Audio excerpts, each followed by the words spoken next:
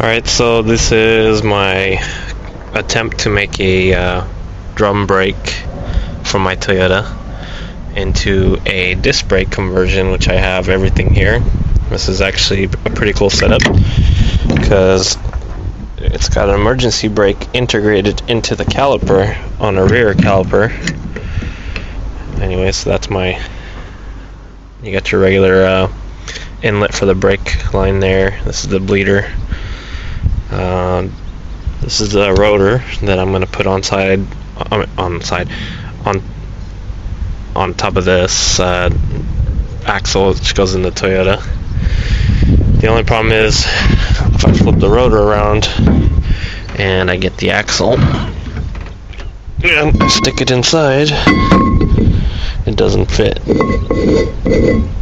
So I'm going to have to machine out about, I think I measured the outside of this from here to here is 7 inches, and from here to here is 6.5. It's like 6 5/8. I'm gonna go a little smaller so I'm not running into any noises or rubbing issues. It's not gonna do anything anyway because it's bolted in, so this will just mount onto the studs right there. And this is all Toyota stuff. This is actually a rotor off a 2002 Tacoma, and I figured go with the Toyota because they got the same bolt pattern, but also the inner lip should fit over the axle housing. If you see, there's a machined part on the axle, which comes factory on all Toyotas. Okay, so I got the bearings, new seals. I got the rotor assembly, the drum assembly removed. It only it presses through the studs that go on this outer hub housing. I had to machine these down to fit inside the rotors. So before they were giving me problems. See how they're machined now? Nice edge to it. Now they fit inside. Alright, anyways. So rotor fits on like so, all the way in, but it's sitting against the truck right now. So once I get everything bolted up, it'll clear. You can see in here it clears and it's inside. So I'll have to figure out where the caliper mounts on here and how I'm going to make the brackets to mount onto the axle. So that's the next step. The axle shaft that I machined over here on the axle mounted, and I'm about to mount the rotor on the housing. Okay, so let me put some lug nuts on this thing and see how it turns out with the caliper on it.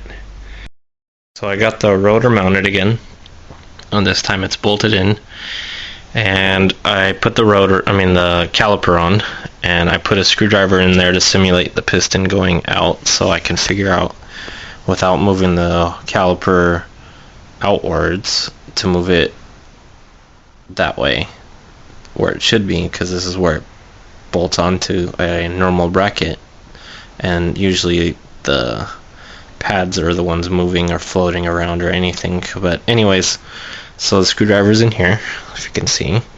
And actually now the next thing I have to do is see these threads over here. I need to make a bracket that goes directly down to these bolts here.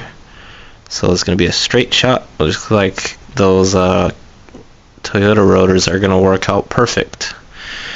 So I got to figure that bracket out next. So I just got to buy some bolts that thread into this, and I got nuts here, obviously, or not bolts but nuts for that. And then I'll make a bracket, probably a 3/8 plate, and weld a nut to the end of it, and weld another nut to the end of there, so I don't have to thread in anything. This would be the bolt for the caliper that holds the brake pad in place here, and doesn't really do anything to the front one, but this is how the original bracket is. So I'm going to utilize everything I can to make it cheaper and more safe for myself. Alright, so I finally made this plate right here. It's mounted to bolted up to 3 different parts of my axle. If I did the 4th one, which would be here, it would be hard to install it over the round tube. So I did 3. That's as many as I can get without having to bolt anymore to get over it. So anyways, I put the caliper in, and I had the clearance around the caliper around here on the bracket. I got a good amount of space between the rotor, between the rotor and the brake caliper. Same thing on the bottom down here. Let's see if I can get. Anyway, so this is a 2002 Tacoma pickup 4x4 V6. Well, the 4-cylinder rotor, and all I had to do is machine the axle shaft that comes through here. This is the axle shaft to fit over this part right here on the inside. And actually, you can see it. I had to machine both the axle shafts. It's about a 1/2 inch difference from, I think it's like a 7 outer to the inside of this, which is like 6.5. So I took about a 1/2 inch off. Got it machined out of machine shop. And then the rotor works fine because it's a 1 inch rotor, and between the brake pads on this caliper is like 1 1/8 inch. So I have a little bit of play, which is good. And then this is a emergency brake for the caliper, which also works off of hydraulic lines, which are, where am I pointing? Down here. There's a little doohickey that I have to mount.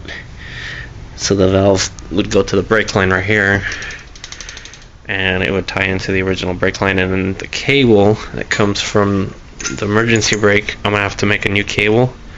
It'll come around the top and go down into that hole. I have to make a bracket that allows a cable to rotate without any pinching or scraping. So this will actually come, I have to compress it like it comes up. So that's how you activate the emergency brake. So that's what I'm gonna do for that side also. And then the other thing I had to make sure was, when I put my leaf spring here, I would love to mount the caliper up high, but the leaf springs would be right here, so all the mechanisms would be hitting. So I cleared it right under the leaf springs.